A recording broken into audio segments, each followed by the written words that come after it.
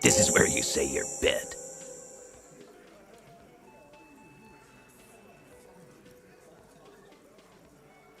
Detective.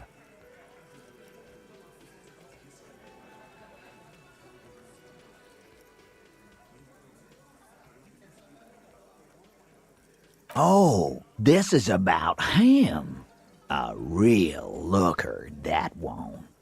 You sure took your time, huh? Waited for him to get real ripe and pretty for you. Oh, he was a real pretty boy.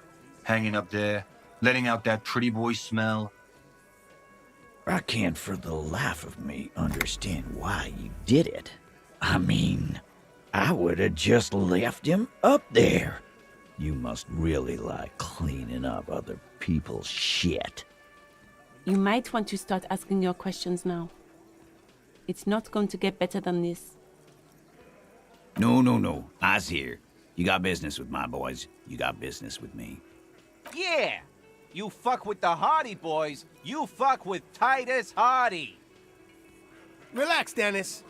No one is fucking you yet.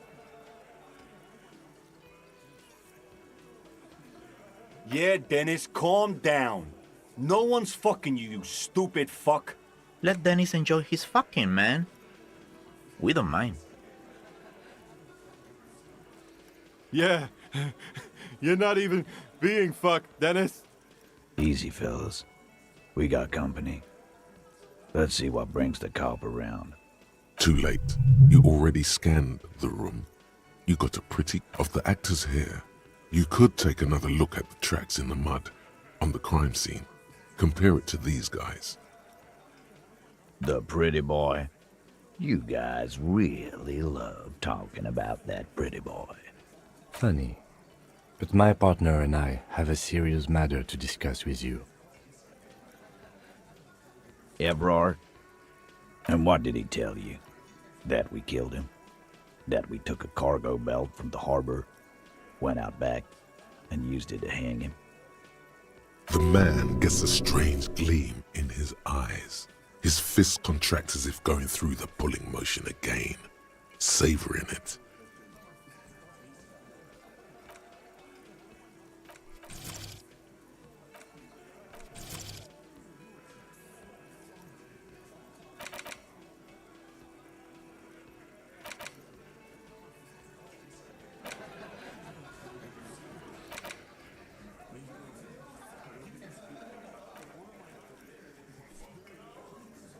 Because we did. All of us together.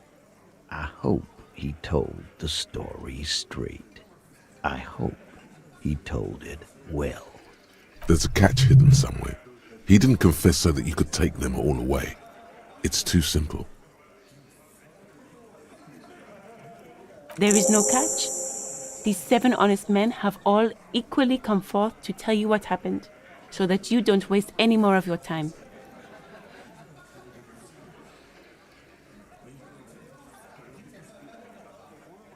Huh?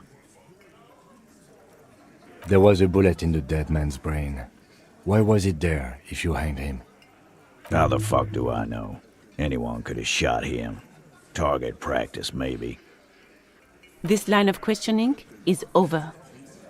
You got the cause of death already? Hanging. If there's any post-mortem trauma, it's your problem. This will not turn into a cross-examination.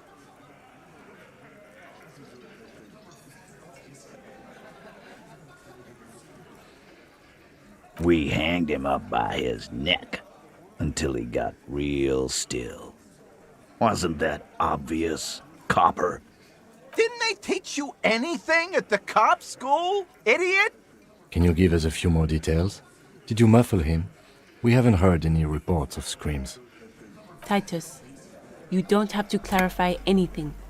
We overpowered him, dragged his unconscious body to the tree, put a noose around his neck, and hanged him till he was dead and steady. Then we left him for seagulls, maggots, and you fucks. Titus is solid as a rock, and so are a few others. But Elaine, who looks like he might be Titus's right-hand man, The least antsy of the bunch. Definitely not his first time being questioned by the police. This little rat-faced fellow is solid, too. Always fidgety, yes, but no change there. Him neither. Mostly keeps to his tomato juice, or whatever he's got there. Tomato juice? Just tomato juice? A non-alcoholic tomato juice? What's the point of that?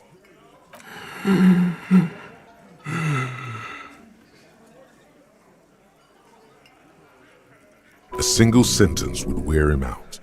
He can't take the length of the questioning. Keep it going long enough, and he'll crack. No.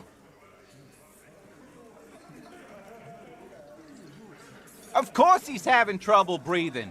Just look at how fucking fat he is. Fuck off, Shanky. Angus is a powerful guy. All muscle. Keep your eye on this powerful guy. Sooner or later, he's going to break like a piece of twig.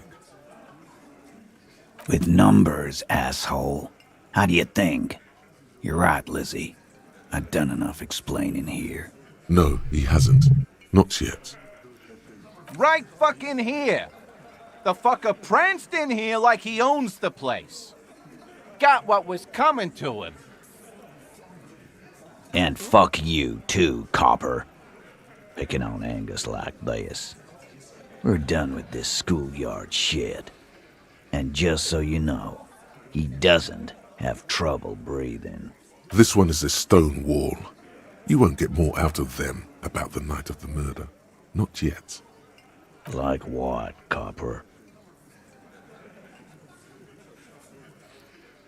Why? 'Cause he was worthless mercenary scum. And he stepped out alive in my town. And he stepped out of line. What kind of mercenary? The kind that shows up when you start a strike. The experienced kind, too. Had Cohoy and Semenine written all over him. Ex-Oranese Special Forces. A live grenade. Right here in our bar. I can't prove it, but I know he was sent by the Wild Pines. They hire merc shit like that. Story of every strike from here to Samara. 'Cause one night, he walked straight up to the mic and said, I'm Oranese goddamn Special Forces, and I'm gonna fuck you all. Really? Yeah, really. Had a gin and tonic up there, sang some Oranese paratrooper song, and said he's gonna fuck everyone. We couldn't believe it either, but he fucking did. Right there. Like some kind of animal. Wrong. He harassed women, raped one, harassed workers, threatened to kill some as a warning. There's a slight unease in him, suddenly. He regrets mentioning the rape. To kill us all, if we don't open the gates, if we don't let the scabs in, if we don't bend over. And that was before he started coming here. Yeah, he said it was his favorite joint now. Started coming here every night. Drinking, grabbing girls. Grabbed one of ours mid-karaoke, right there on the stage. He grabbed someone? Yeah, this girl's on the mic. A beautiful girl, young. Gets into the second verse of Lover Lake. The fucker grabs her legs, starts screaming. Show me your cunt! Why don't you show me your cunt? Then, he gets knocked on the head with a wine bottle. Doesn't even fall down. Aren't you fucking listening? My man is talking to you. He took care of it. They got the girl out before anything else could happen. Yeah, me and Eugene got her out. Aren't you fucking listening? No, you're not getting the name. That's a Martinez matter, and I'm not discussing it with you clowns. There's nothing you can do for now. He's stonewalling you. You don't have to answer any of his questions. I know, Lizzie. Relax. We killed him last Sunday night. Seemed like a good way to end the week. Known him? We don't associate with scum like that, asshole. Yeah! Who do you think we are? Quiet. He came around about 3 weeks ago when that Pines cow first sailed into town. Happy? By the Pines cow, you mean Joyce Messier? The representative for White Pines? The same company you're striking against? No. I mean the Pines cow. The stupid-ass cow they sent in to fuck us over. But you know what? Why don't you ask her about the pretty boy? I'm sure she has interesting things to say when you ask her hard enough. That's enough insinuation for today, Titus. Officer, your interview is drawing to an end. Don't waste your last questions. Are you deaf? There will be no singling anyone out.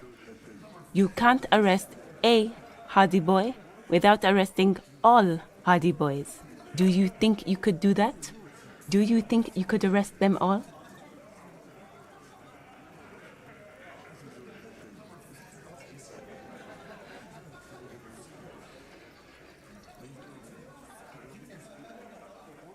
That's for the courts in Les Jardins to decide, not for the officer making an arrest, which we all know you won't be. What you can do right now is go back to your station and write a report. No. We'll stay here and discuss what happened that night. How many people have you sent to the Shays? Ever felt remorse for them? Or send them to Reunion to rot. For 20 years. For life.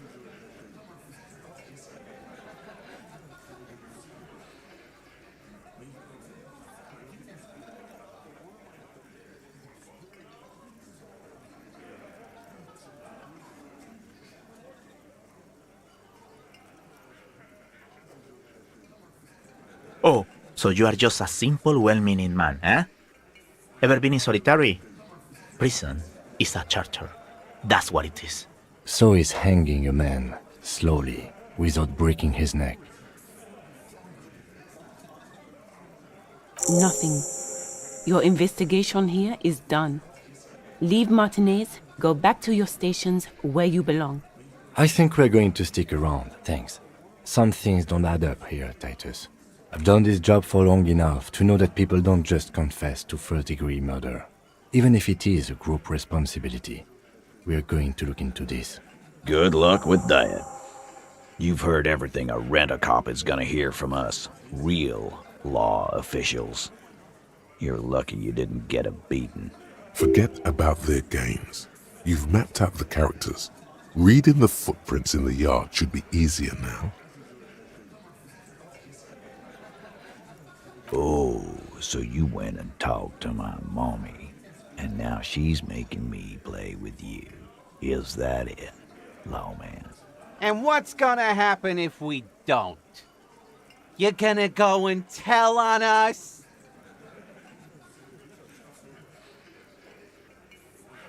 I would, though. Typical Bino Claude. Always a tattletale. Everard sent word you two would be around again. That's the only reason I'm being so forthcoming with you. Don't wear it out.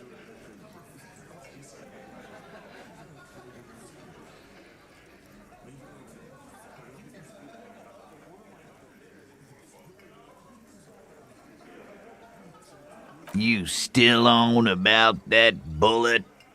A bullet in a hangman's head. You're right, Copper. That is mighty curious. Indeed, mighty. How did it get there? Well, there are so many bullets in the world, and so many heads. I guess it's only logical. At some point, one of them bullets had to end up in one of them heads. It's bound to happen again, you know? Just statistically speaking, of course. Wow! He's got it in a real evidence bag and all! Why don't you go home and log it into evidence? These men have told you what happened. You know what I think? I think he was shot in the head as a kid, and his brain grew around the bullet. Around the bullet, man. That's a good one. Shit! I probably did shoot him. I was drunk last night. You guys know me when I'm drunk. Yeah, Glenn likes to shoot his guns when he's drunk. Better hope he stays sober. No, he meant before he was hanged. Did you shoot him before you hanged him? Before? After? During? This is getting ridiculous. They told you what happened. Stop wasting your time. Never been worried in my life, lawman.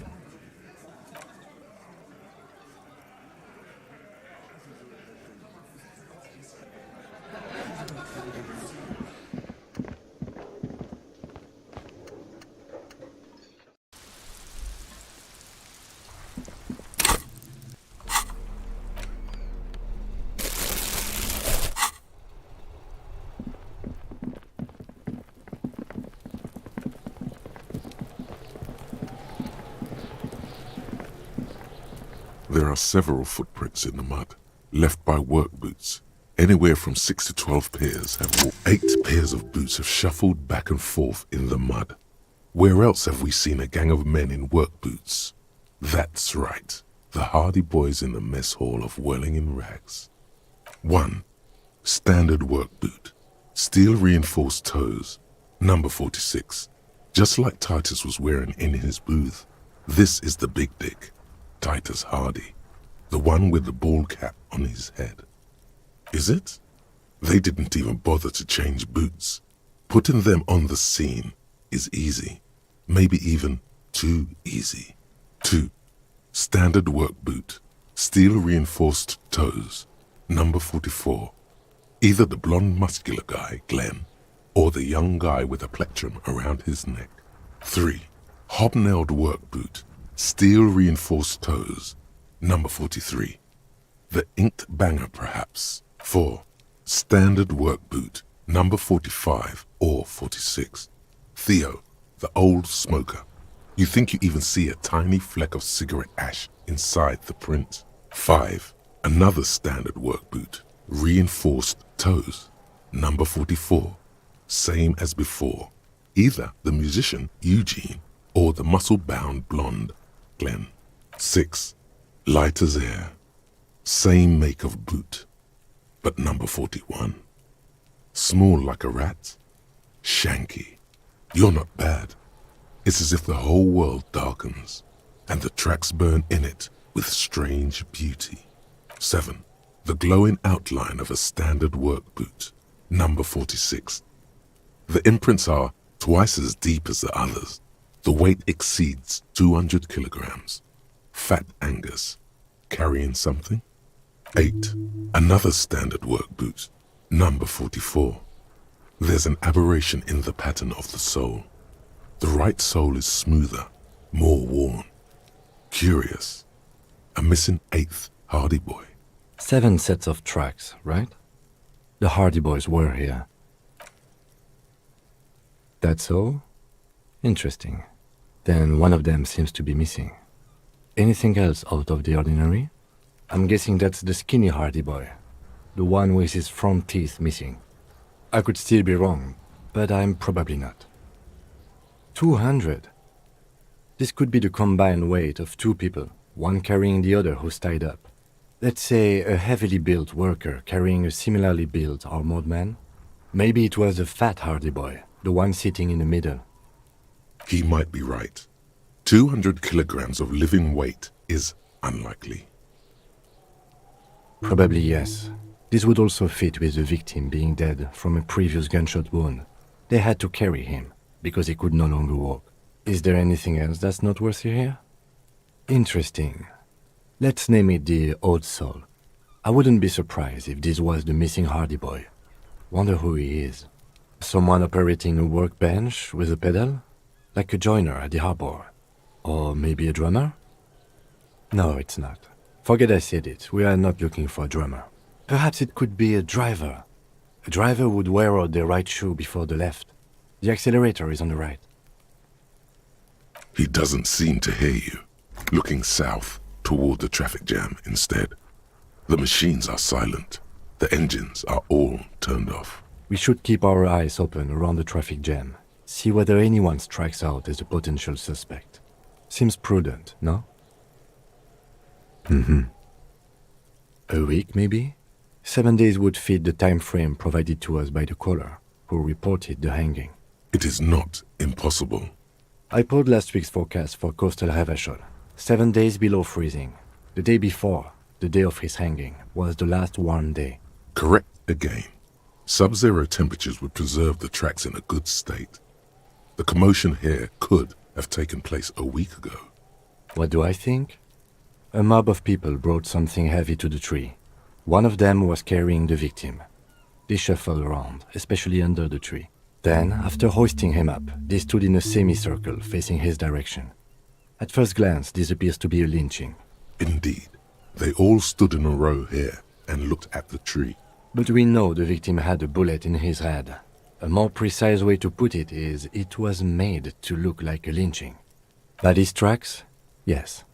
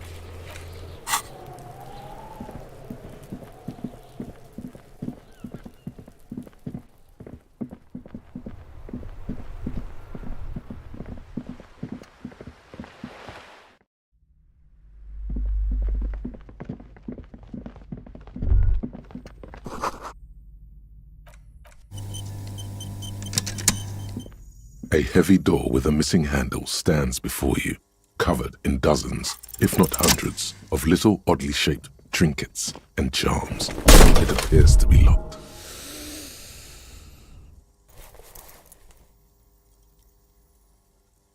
You smash into the wood and see a small crack appear on the door frame. It's going to take one more try to break through to the other side. But you've done it. You're not thinking of trying again, are you?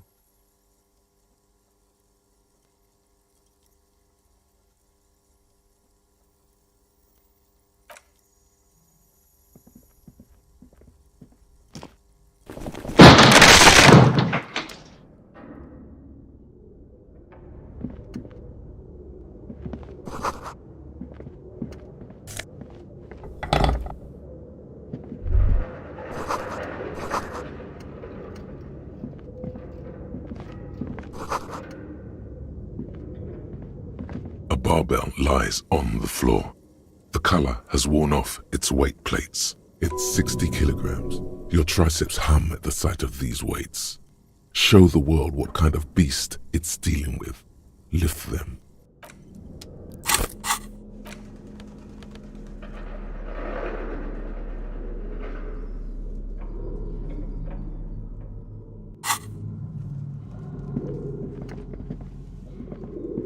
What is this place?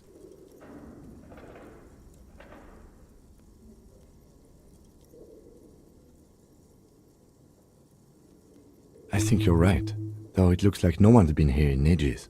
I doubt the electricity still works. Good thing we have a flashlight on us.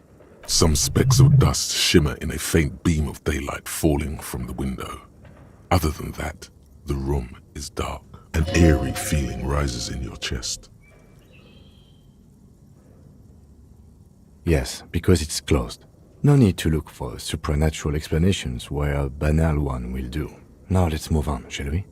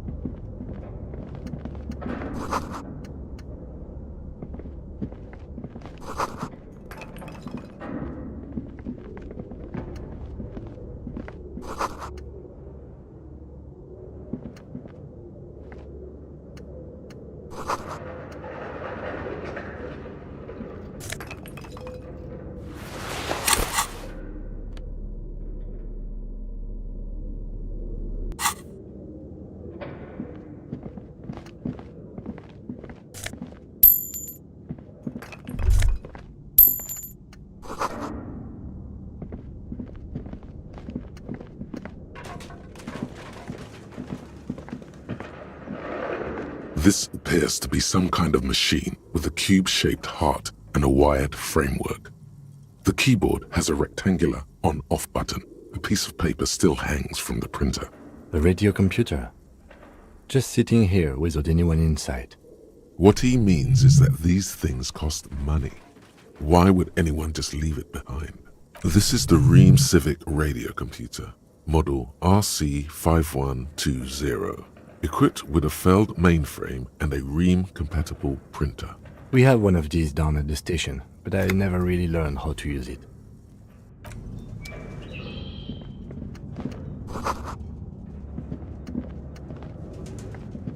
This old fireplace is covered in lines drawn in blue and red marker, the mesh spreading over the stone like blood vessels on alabaster skin.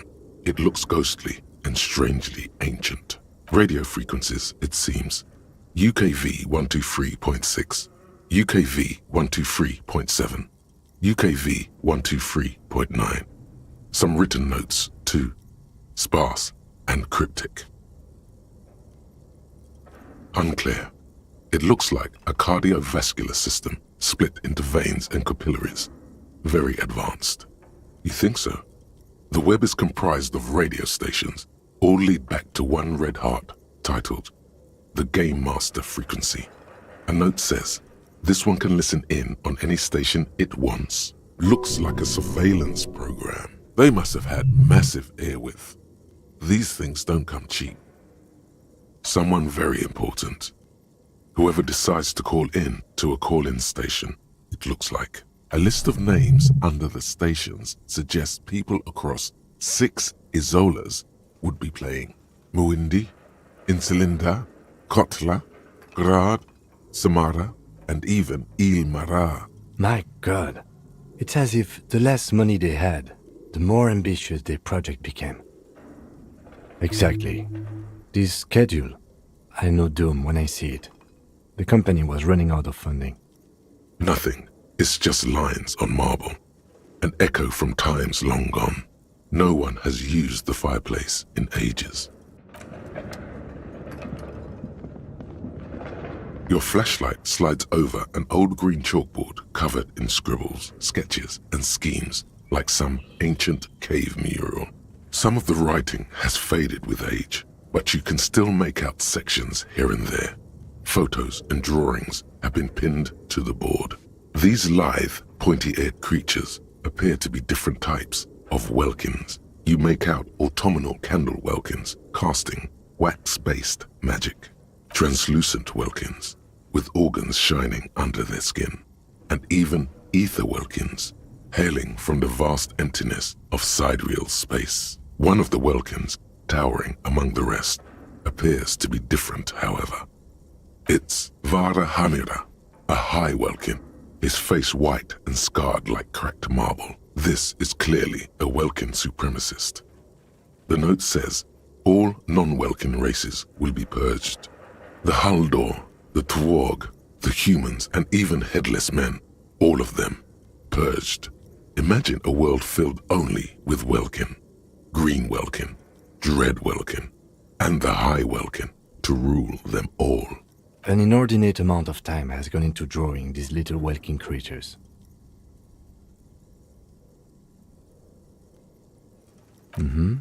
Political commentary.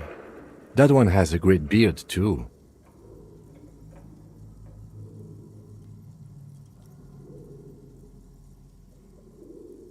Some people really like building a world, I think, even if it's just for a game.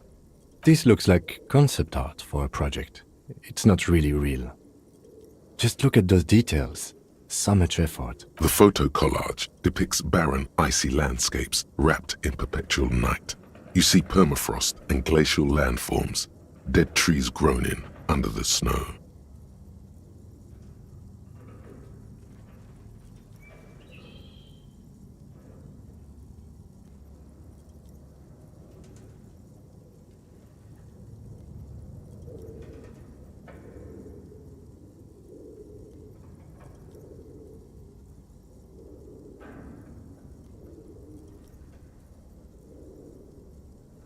Entire oceans have been frozen from shore to shore. There are pictures of settlements on dried-up riverbeds, abandoned in a storm. Animal corpses in the dark, carcasses and bones. Albeit dark and cold, this vision also feels cozy in its own way, like eggnog or morphine, a much-needed respite from our own world. A pinned postcard reads, "The heat death scenario. A desperate fight for geothermal energy engulfs the world as Wirral becomes untethered from its sun, drifting through the universe." This is a monthly calendar from the year 50. Cryptic words like sprint, daily minimi, and GPI span the marker-drawn grid, the grand scheme of production and money. It looks a bit like an academic calendar, only much more brutal. So much pain. Back pain, neck pain, headaches, carpal tunnel, chest pain. No gym membership can make up for working in this manner. As time goes on, the numbers in the boxes grow rarer and rarer. The board becomes an empty snowfield in the final days. Only failure and regret dwell in this region. Looks like they didn't make it. A note in the bottom left corner of the chalkboard says, "See the prod schedule filament for details." The handwriting is only partly legible, but you can still make out 3 slogans: "Call in, tune out," "Wirral untethered," and "Heat death of the universe." The full text reads, "Heat death of the universe is the new black." Another note says, "The biggest advancement in role-playing systems since the 30s. Outside, a cold wind wraps the building in its bosom. Snowflakes in the wind. An old woman passes what the locals call the doomed commercial area. She tries hard not to look at the bookstore windows. It's unwise."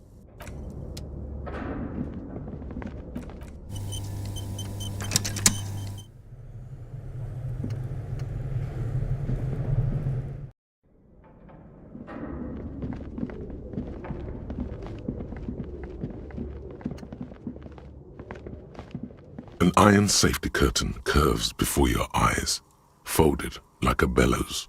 It covers half the room, blocking the way into a colossal industrial chimney. What an odd thing to do.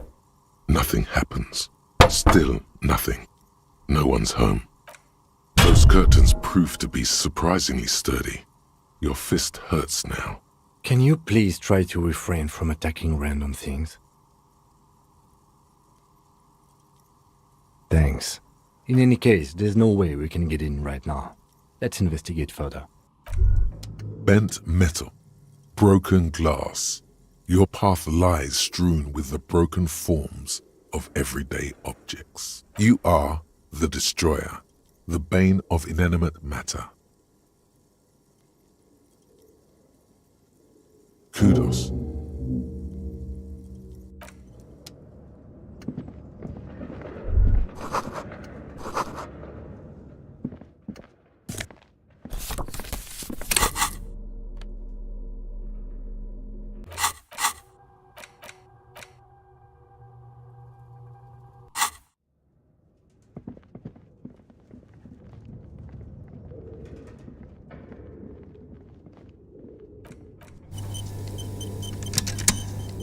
The dusty radio computer. The machine lights up like some prehistoric animal stirring from its slumber, revealing fluorescent play and print keys on the keyboard.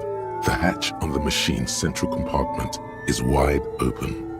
It's empty like a beehive without its brood. Some cables have been left dangling, disconnected. The filament you have would fit perfectly inside the compartment. Like a smooth draw, the filament slides into place. On the keyboard, the play key starts blinking. A bar of fabric right above the keyboard starts producing a soft hum. The sound of static seeps through the machine's planar magnetic driver. Oh no. It was already glowing and now it's also making a sound.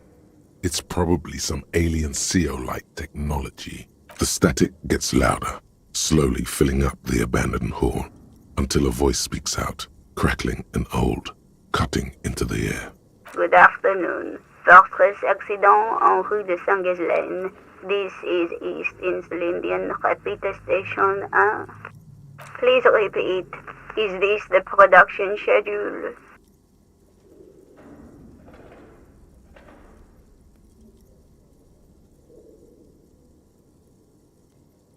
The filament you have inserted into the reader. That was a question. Have you inserted it into the core? Good. Please repeat the password.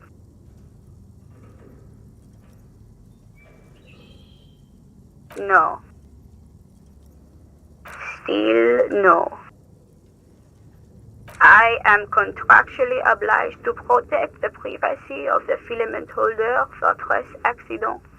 Without filing a warrant with Lintel, I cannot give you access to this filament. I'm afraid we are not doing that, unless we want to wait for a month. Now, can you please repeat the password? Received. I will register this login attempt. That sounds bad. A login attempt. Something a criminal would do. Don't worry. Passwords have a way of turning up sooner or later. Fortress accident. Is there anything else I can do for you today? Thank you, and goodbye. Tiles on the cube are still smoldering, casting the Okay. What do you think is going on with that computer, chalkboard, and fireplace? No, that's not it. I think... like he's ready to lay out a fine theory, crafted together like a puzzle box. It looks like one of those popular pen and paper role-playing games, only these people were trying to automate it, make it work on radio computers. No idea. They stopped filling out the schedule on the chalkboard. Indeed, those Welkins are a dead giveaway. Not to my knowledge. They make auto, but I don't think anyone has a true call-in stations. None of the players. Then there's the game master frequency. His fascination has swept aside other concerns. Coordinating so many games would take a whole switchboard of people. Indeed, it's ambitious and untethered from reality, but...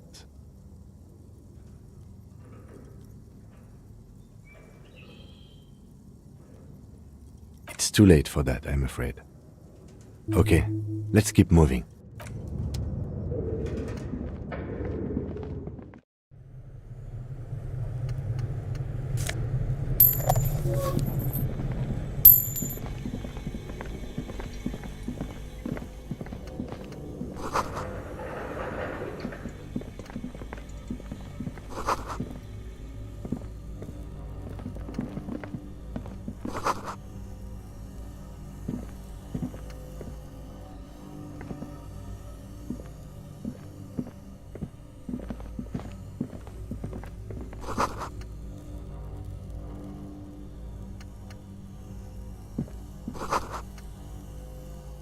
A few bricks have fallen off, revealing a compartment behind the wall.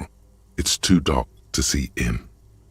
There is, yes. And there also appears to be something inside the hole. Interesting. Do you want to take a look? Your hand reaches deep into darkness and spiderwebs. Rummaging around, you find rusty rifles hidden away. Most of them are rusty and inoperable, like the rest, but one catches your eye. A bolt-action model with a fine wood stock, in better cosmetic order than the others. An old Belmagrave rifle, Revolutionary era, prized for its reliability more than its accuracy. The rest are probably Belmagraves too, just too damaged to be sure. That's a rare sight. Seems to no longer be functional, but still a beautiful thing in its own way. Seems like an old bunker from the Revolutionary period. Look at all those rifles. Must be an old weapons cache. It means there are firearms, albeit inoperable, still lying around in Martinez. It's an interesting coincidence, I would say. Might come in useful in the future. He likes this find.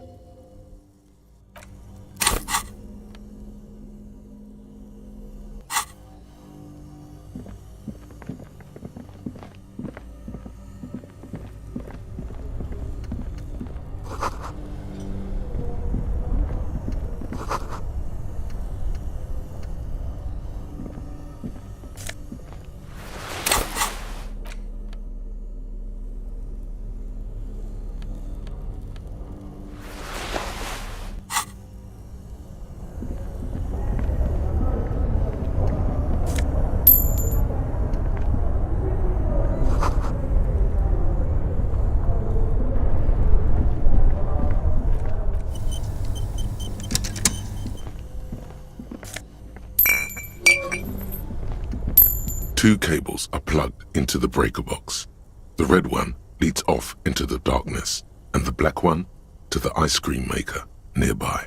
Rip the red one out. Look how giant and red and inviting it is. An electric sizzle. The room is slightly quieter now. Something close to you dies with a soft electric purr.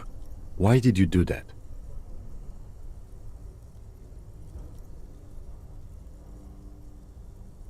The lieutenant raises his brows, but doesn't say anything. The electric distribution board now has 1 cable missing. Somewhere, a machine hums along with the current, happy and contented.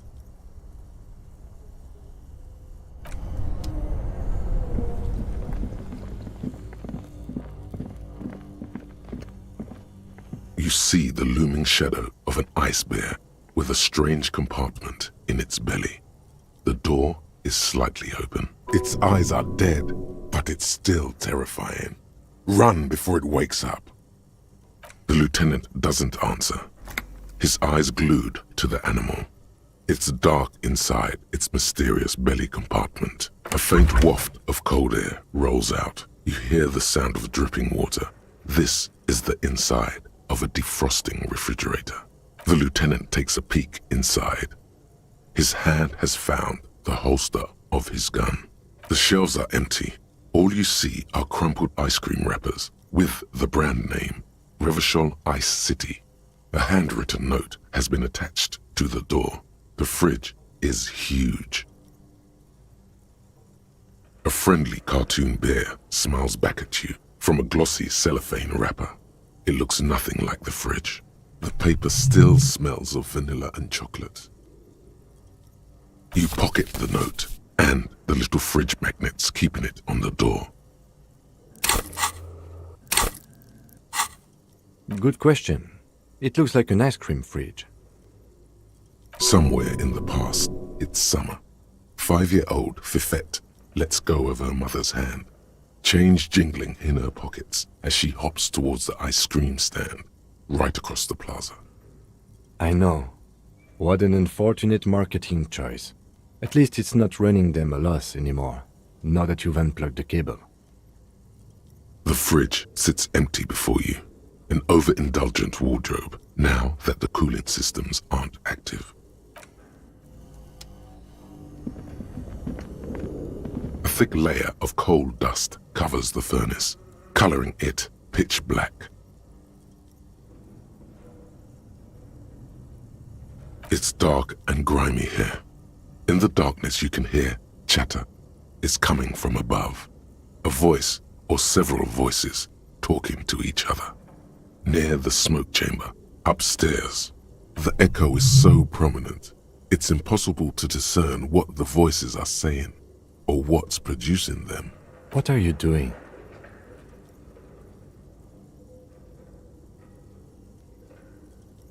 Wait, really? Maybe it's coming from behind those safety curtains we saw upstairs. We should ask the lady in the bookstore what's going on with these curtains. Looks like it. Looks like an old central furnace used to heat the building. It's connected to the chimney. No one has used it in ages. No signs of any recent fire. Only dead rats. A lush layer of coal now covers your skin, sinking into the wrinkles. Your hands look ancient. Maybe you could paint something with this coal. Leave a cave painting for future archaeologists. No, that would be stupid. Still, it's good to have this dirt on you. Real men wear coal for makeup. A hollow ring echoes through the furnace. Your toe hurts.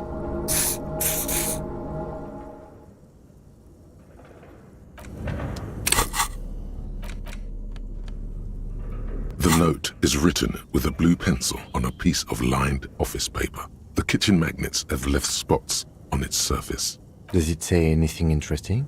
This is tangential at best, but the lieutenant's detective instinct is still active.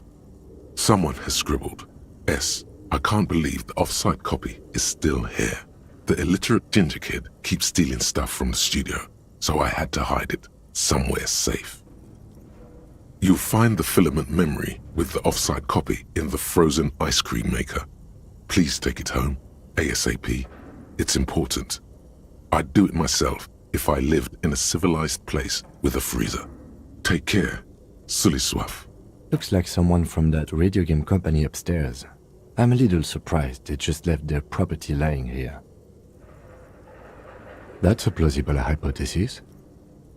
It belongs inside a radio computer, storing its memory. It's like a tape. You listen to disco tapes, right? It's like one of your disco tapes, only for a computer. Some local miscreants, probably. There are tons of them running around in Martinez, ready to stir up trouble. We usually dispatch our junior officers to deal with them. I don't know. I assume it's somewhere close to the ice bear fridge. Didn't you see one right next to the breaker box?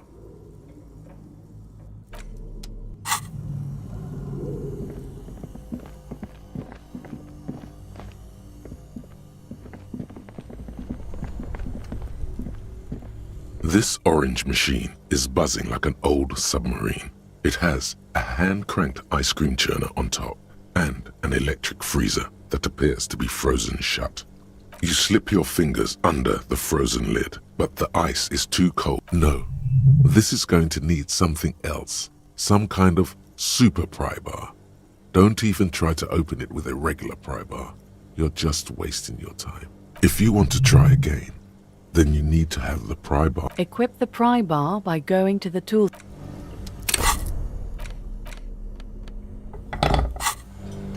This orange machine is buzzing like an old submarine.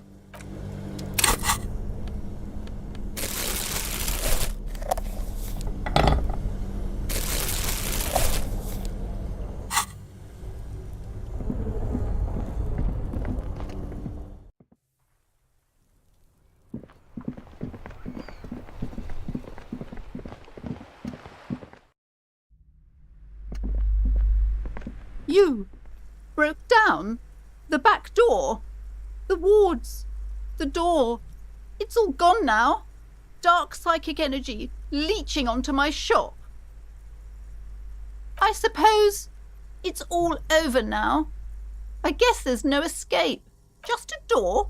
This place is cursed, Detective. They don't call it the doomed commercial area for nothing. Just look at the sheer amount of companies that have failed in this house. I hope you're happy now. Happy that you've ruined everything. Now that you've broken the door, the curse is coming to get me as well. Host Almighty, she prays, guard me and my honest business venture from the curse that lurks behind the door. Blessed be your name. Of course you didn't. You're nothing but a policeman. All right, you know what? I'm willing to let you investigate the doomed commercial area. We are set on the path. There's little else to do. Her facade has dropped. Now you see the curiosity behind the fear. But before we go on, tell me, did you encounter the malignant entity? Yes, the malignant entity that lives inside the chimney. It takes the shape of a woman, a witch probably. I've suspected that she knows more about the curse than she lets on ever since I first... Yes, I've heard that. It's enormous. She has barricaded herself behind some metal security curtains upstairs. God knows what she's doing there. Some unnatural magic, I assume. You should go find the entity and ask what happened to all the companies in the building. And do return to me after you've talked to it. I'm quite anxious to know what she has to say about the curse. If you're really interested in cracking this mystery, then we should go back to the furnace. Maybe you could yell into it or something. Make some noise. You'll think of something. You always do. Okay, but please, only a few questions. You wouldn't want to disturb the spirits. The curse is so much worse than you could imagine. It's a disease, eating at the very foundation. It's the curse of financial distress, of ruin and bankruptcy. It's not just that, officer. We're dealing with something supernatural here. It's the cacodemons feeding off bad business practices and disappointing income statements. There's something wrong with this building, I can tell you. Ever since I arrived, I've sensed an eerie, lingering presence, as if I was unwanted here. It's not good to talk about the curse, not in detail. The negativism, it's dangerous. Talking about the void wraiths angers them. Such wraiths may prove a formidable enemy. Suit up. Yes, I've contacted numerous parapsychologists and even a pair of Simonese mediators. They provided me with the wards. The wards help to keep the doom at bay and protect us against the darkness that lies further in the building, even though now I fear it's not enough. Oh, this? No, it's a special Himian amulet, blessed by desert pygmy shamans, with a spell of compulsion. It's to compel people to buy books. There are numerous spells cast throughout the store.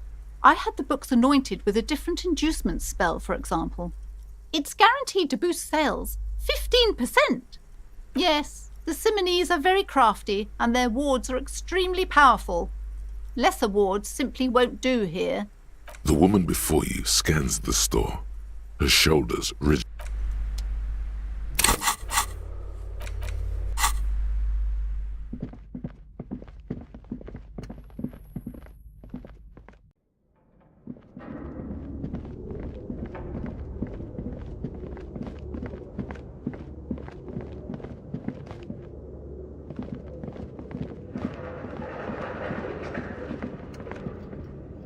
Tiles on the cube, the filament slides out.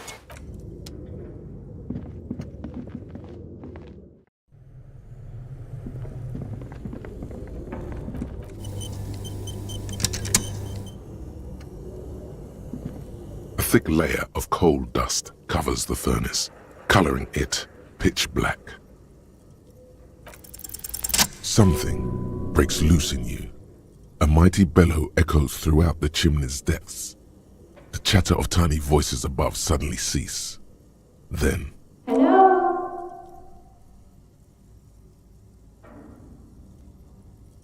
Hello? Did you say anything? I can't hear you. Please come upstairs. There's a safety curtain on the second floor. I'll open it. you hear a low rumble upstairs. The sound of a curtain being pulled aside. After you, officer.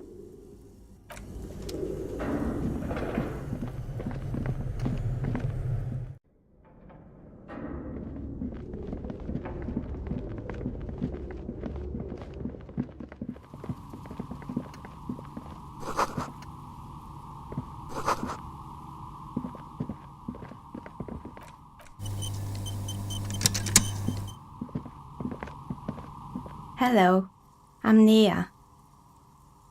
Did you try knocking on my window? I must have missed you. I've been listening to my Amelias. So what kind of dye are you looking for? Yes, Amelia is like a call-in station. You need a two-way radio to access one. That's why I have these.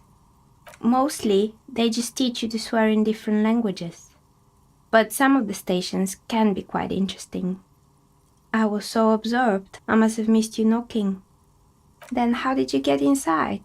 By the south entrance? You know what? It doesn't even matter. What matters is that you're finally here. Let's talk dice. Did you have something specific in mind? I'm a novelty dice maker. Tell me the name of your role-playing system and I'll make the die you need. That's why you're here, yes? As she speaks, her bone-like fingers fiddle with a ring. Her bones light, but her hands strong. Very good.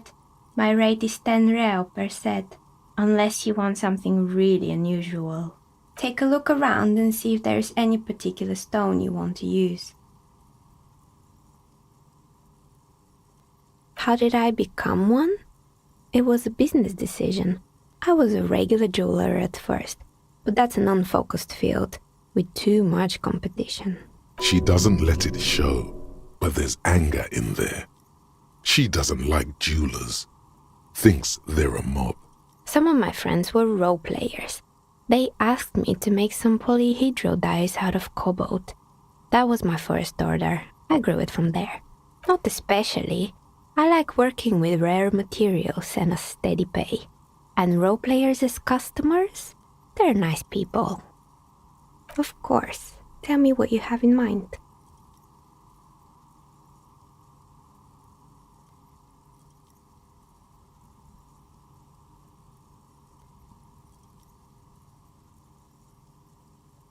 What do you mean by cursed?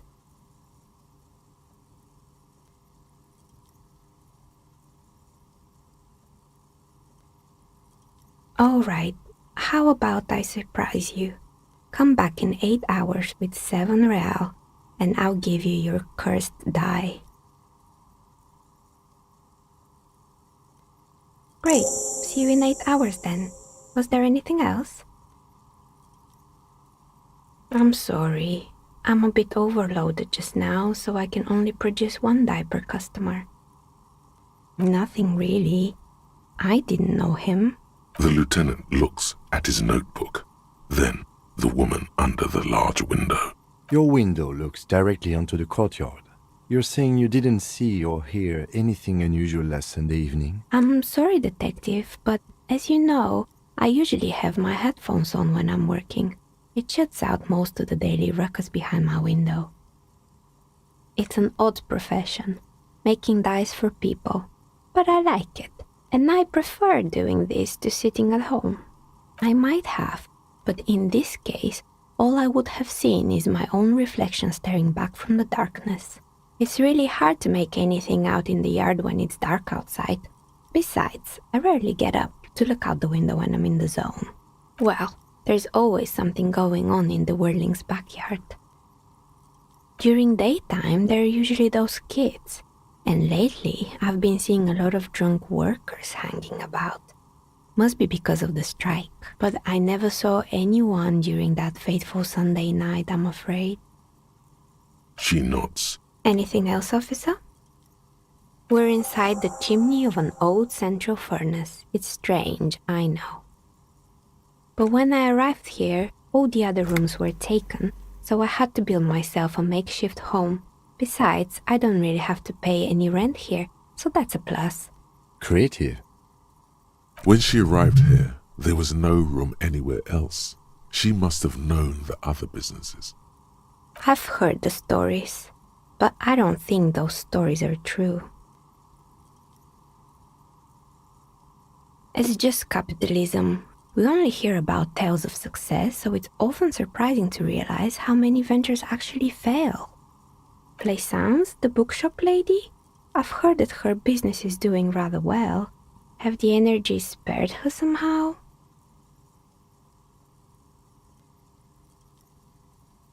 All right, but it's not just the bookstore that's still up and running.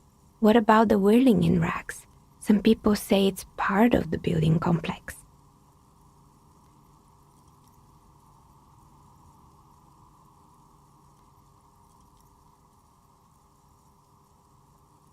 And then there is me. I've been here for 14 years, selling novelty dice to role-playing enthusiasts. Not exactly a million-real business idea, yet somehow I've survived despite the talk of malicious energies. Strange, isn't it? It's because she's in cahoots with the demons.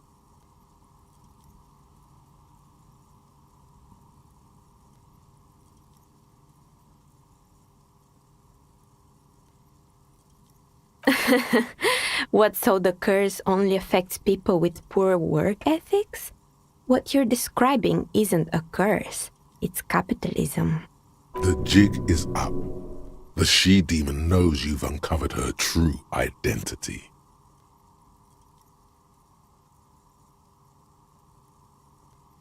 Exactly.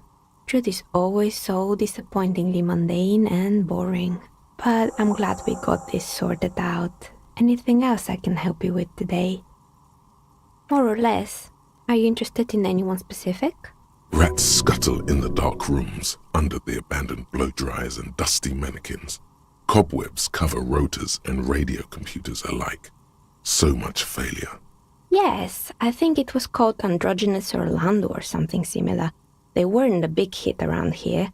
Turns out that working class men don't like genderless haircuts. They're scared of that word. You wouldn't like it either.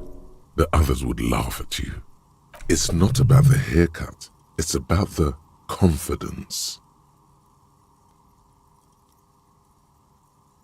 I guess it just wasn't the time yet. It wasn't merely a gym, it was Artemitep's boxing club, a community project created to steer at-risk youth away from drugs and crime. A kind man from Zemsk. I heard he had some trouble with the law when he was younger, and that's why he wanted to start the gym, as his way of giving back. It didn't. If anything, it made the youth situation in Martinez even worse. At some point, someone started a rumor that the punching bag downstairs was full of amphetamines. You should have known it. Eventually, the coalition took away the funding and the club went bankrupt. This was a few years ago. It's gotten much more peaceful around the plaza ever since. Oh, this one's a mess. There used to be a company that promised to repair windows 24 hours a day. What could go wrong with this one, right? Turns out, the business was actually set up as a front for an illicit group that was producing snuff medias.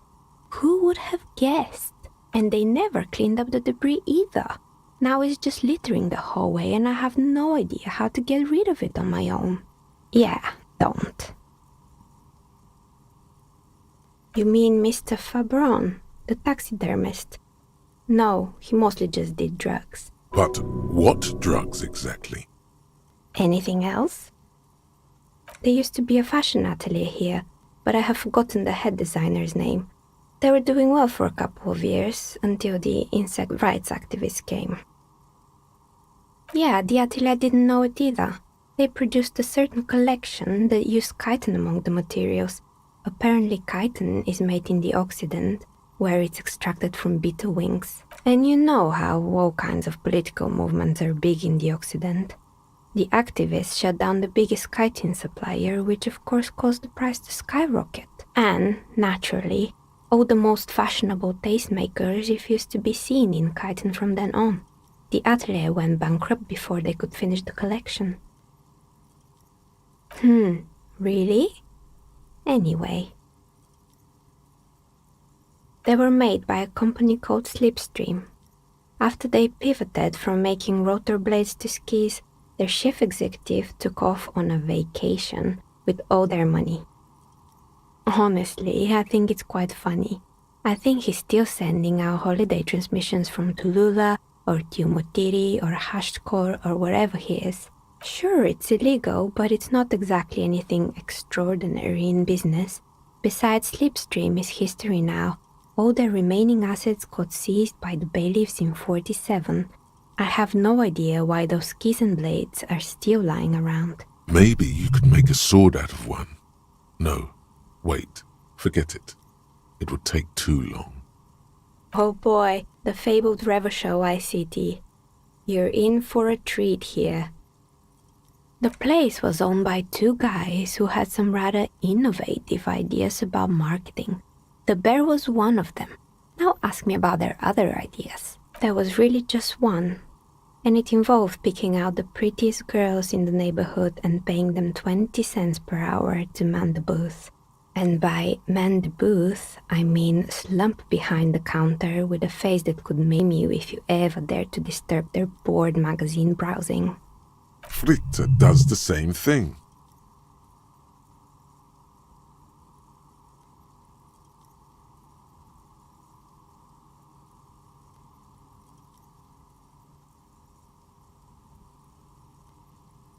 Employing silky teenage girls is a widespread practice, yes. Unfortunately, they always come in packs. I'm talking about acne-ridden girlfriends and gorilla-like boyfriends loitering near the shop. At least that's what happened with Revachol ICT. And they already had the bear. The bear. Of course not. The bear was terrifying. No one wants ice cream guarded by a hostile apex predator. To make matters worse, the fridge didn't work too well either, and half the ice cream came out malformed and partially melted. Eventually, Revachol ICT lost the price war to its rival, Glacé 5000. Glacé 5000 sold caramel sundaes for only 5 cents a piece, out of regular fridges. You did what?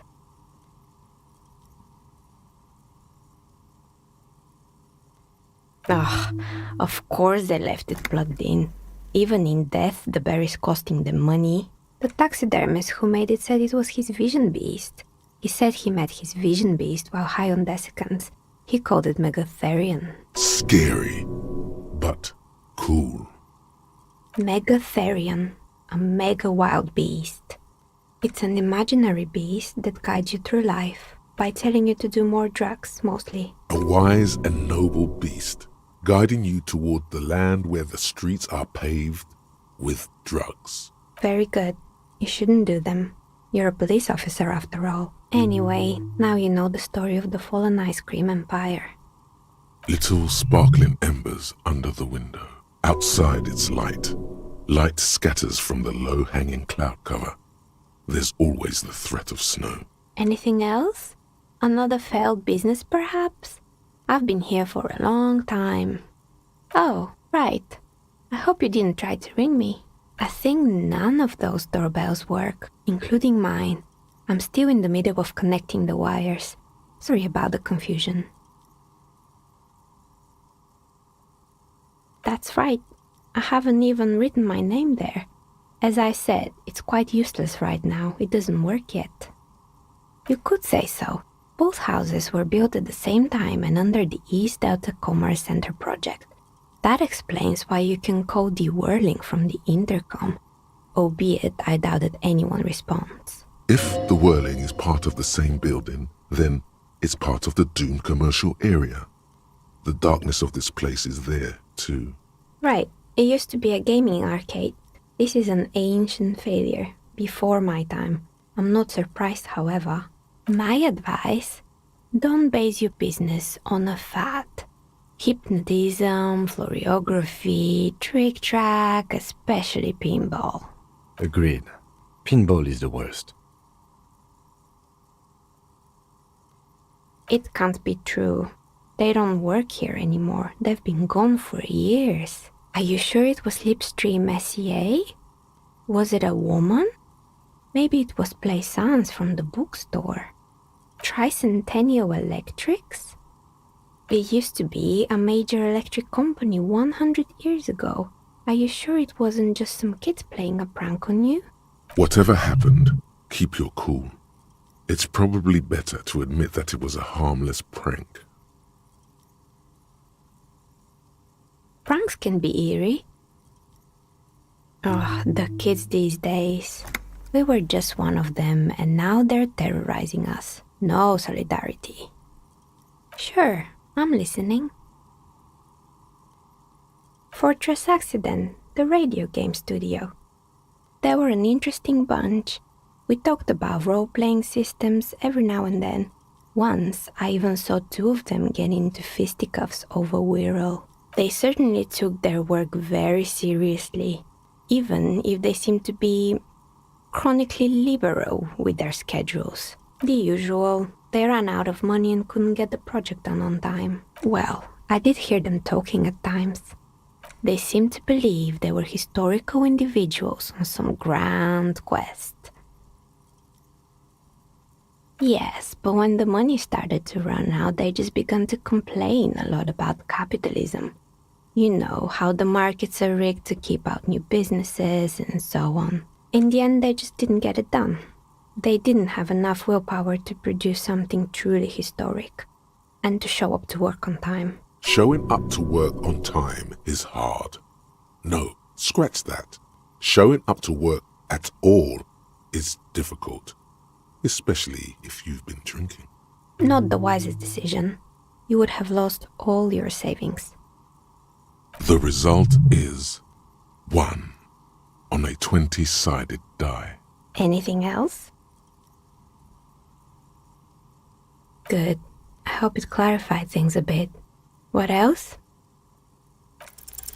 A gust of cold air sweeps through the chimney. The stones and minerals on the shelves rattle as though agitated. For a moment, it almost feels as though you're outside the building, exposed to the atmosphere. Didn't we already talk about this? What are you talking about? My address is exactly the same. Rue de Saint-Guilain 10. No, the old coal plant that used to be here was subsumed into the new venture, its ruins swallowed up. Yet it has a different address in the heart of the city. This doesn't make any sense. Are you saying my business was spared because of a technicality? Where is this coming from?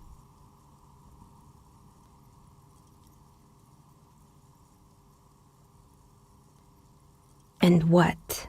Does it mean that I'm safe from failure?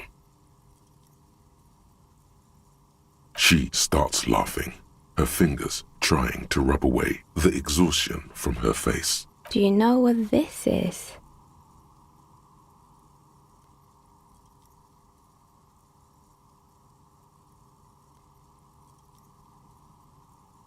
It's a mourning ring. I made this when my first company failed. It was a small jewelry shop right here in the East Delta Commerce Center, built with the little I inherited from my parents. I drove it into the ground within a year. I didn't have what you would call a viable business plan. It wasn't just the jewelry shop either. I always thought that it was just the world that you were supposed to try again and again until you finally succeed. And now you're telling me what? That it was all because I didn't run my little shops and ventures from a dump inside an abandoned chimney? Yeah. Or maybe it's the entire world that's cursed. It's such a precarious place. Nothing ever works out the way you want it. That's why people like role-playing games. You can be whoever you want to be, you can try again. Still, there is something inherently violent even about dice rolls. It's like every time you cast a die, something disappears. Some alternative ending or an entirely different world. But anyway, thanks for sharing your theories, officer.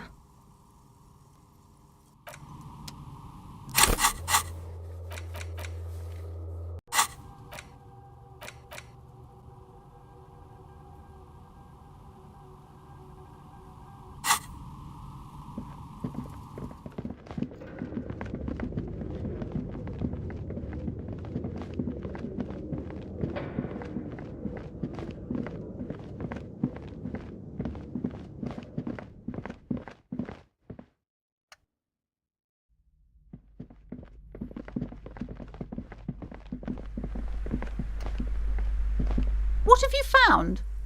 And also, do buy the books. There may be teachings in them. A novelty dice maker? Well, spit it out. Why does she need the dice? For some kind of sorcery? Sometimes they use the ankle bones of sheep. I don't understand. If it's not her, then where is the source of the doom? How did she explain the curse? She's squeezing on the pendant too tight. A drop of blood in her palm.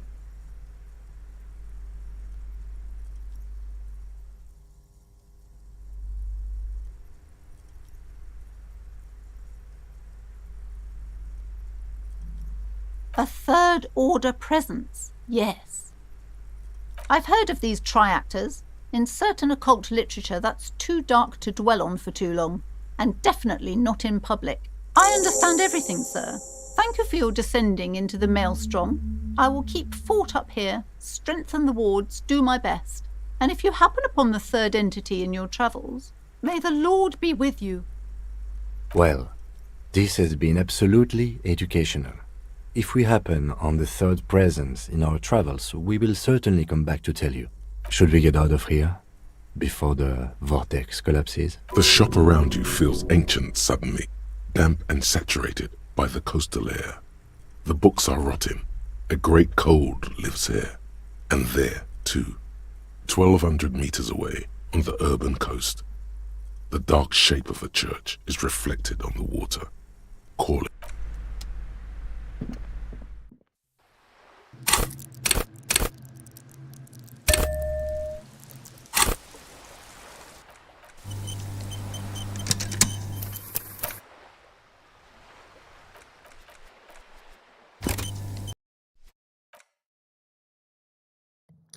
I think that's where I'm going to end it for today. Definitely came a long way so far with that side quest. I'm gonna go look around the motor blockade next time I play and see if I can find the 8th member. And if not, then I'll just go talk to the Hardy Boys again and try to progress the main quest that way. So until next time, thanks for watching.